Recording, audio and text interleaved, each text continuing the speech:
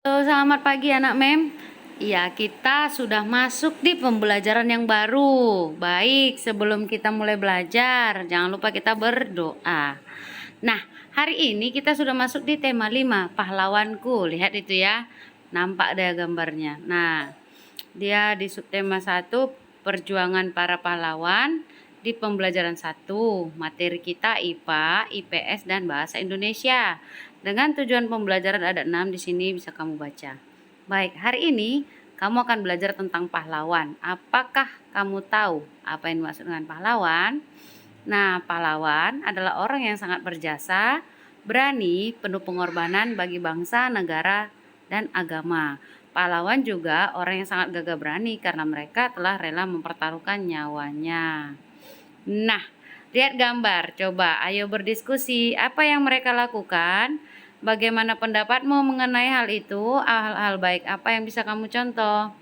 Dari gambar yang pertama, dia menjenguk temannya yang sakit, menghibur. Yang kedua, mereka merawat tanaman ya. Yang ketiga, dia membantu temannya. Nah, menolong orang lain dengan ikhlas, berani, dan gigih merupakan sikap yang dimiliki oleh pahlawan. Untuk menghargai mereka, kamu bisa meneladani sikap kepahlawanannya dalam kehidupan sehari-hari. Itu contoh-contohnya gambar tadi. Nah, bagaimana perjuangan para tokoh di masa kerajaan Hindu, Buddha, dan Islam? Bagaimana sikap kepahlawanan yang mereka miliki? Nah, sikap kepahlawanan juga tercermin dari perbuatan beberapa raja-raja di masa kerajaan Hindu, Buddha, dan Islam.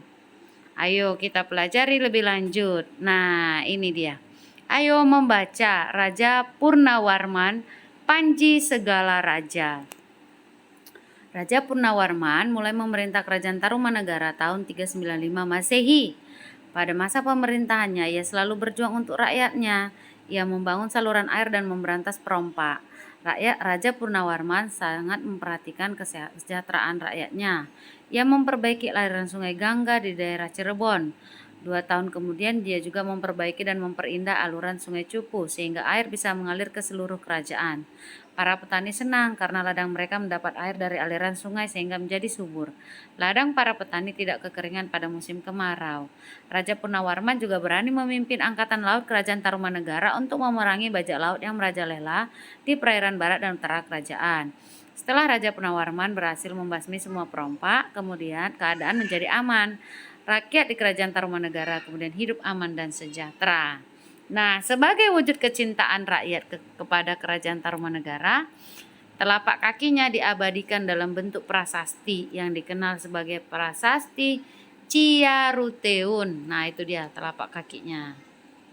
Berikut adalah beberapa tokoh peninggalan kerajaan pada zaman Hindu, Buddha, dan Islam. Peninggalan yang mereka wariskan bukan saja benda sejarah, tetapi pemikiran dan nilai perjuangan yang menginspirasi bangsa Indonesia. Kita lihat dari Aceh, Sultan Iskandar Muda. Dari Palembang, Raja Balaputra Dewa di Kerajaan Sriwijaya. Dari Bogor ada prasasti Ciaruteun peninggalan Kerajaan Tarumanegara. Lalu ada Majapahit ya dari Hayam Wuruk. Kemudian ada Sultan Hasanuddin dari Makassar. Oke. Amati gambar di atas itu yang tadi, apa yang kamu ketahui? Yang pertama, membangun armada laut yang kuat. Kemudian yang kedua, pada masa pemerintahan Balaputra Dewa, Sriwijaya mengalami kejayaan. Yang ketiga, dengan bantuan Raja Dewa Paladewa di Pali telah mendirikan wihara di Nalanda, India bagi pelajar-pelajar Nusantara yang belajar agama Buddha. Yang keempat, perkembangan pelayaran dan perdagangan di Selat Malaka semakin pesat. Nah, sikap yang dimilikinya tentunya ya berani, tegas dalam memimpin. Nah, perjuangan Sultan Iskandar Muda yang pertama memperas wilayah Aceh. Kemudian Aceh mengalami masa kejayaan di pusat perdagangan dan pengembangan ajaran agama Islam. Kemudian sikapnya gigih, pemberani, dan rela berkorban. Sedangkan Sultan Hasanuddin yang pertama dia gagah berani melawan VOC. Kemudian berani mengorbankan hidupnya. Dia membela kehormatan negara dan gigih, pemberani, dan rela berkorban. Bagaimana dengan Gajah Mada dan Hayam Wuruk? Mereka berhasil mempersatukan Nusantara, kemudian mereka mengemban tanggung jawab. Yang ketiga, ketika Majapahit diserang oleh Rakuti Gajah Mada menyelamatkan Raja Jayanegara beserta keluarganya. Nah, kali ini kita baca teks tentang si Dayu. Dayu kagum dengan perjuangan Raja Punawarman. Yang tadi teks yang sudah dibaca ya, banyak yang telah dilakukan untuk rakyatnya. Sambil duduk di tepi kolam yang jernih airnya, Dayu masih memikirkan tentang jasa Raja Punawarman, terutama pembangunan saluran air. Dia berpikir pasti saluran tersebut sangat bermanfaat bagi masyarakat. Dayu berpikir sambil memandangi wajah yang terpantul di kolam. Tahukah kamu mengapa Dayu bisa melihat dirinya di air kolam?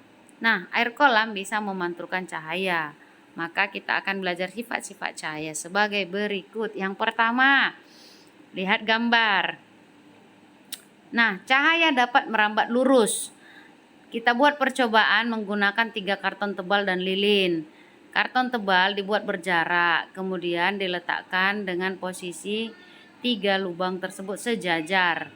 Kemudian lilin dibuat di paling akhir. Dihidupkan dengan begitu maka cahaya lilin tepat di belakang lubang. Kita perhatikan. Nah, coba geser posisi setiap karton sehingga setiap lubang menjadi tidak sejajar. Apakah cahayanya bisa berbelok? Nah, tentunya dia akan tetap lurus. Yang kedua, cahaya menembus benda yang bening. Buat percobaan ya, menggunakan boleh matahari, boleh senter, kemudian gelas transparan, lalu benda berwarna gelap dan benda berwarna bening tetapi berwarna. Nah, letakkan peralatan pada setiap gambar. Arahkan cahaya ke tembok berwarna putih. Coba diperhatikan apa yang terjadi. Iya, cahaya dari senter bisa menembus gelas yang bening. Kemudian yang ketiga, cahaya dapat dipantulkan.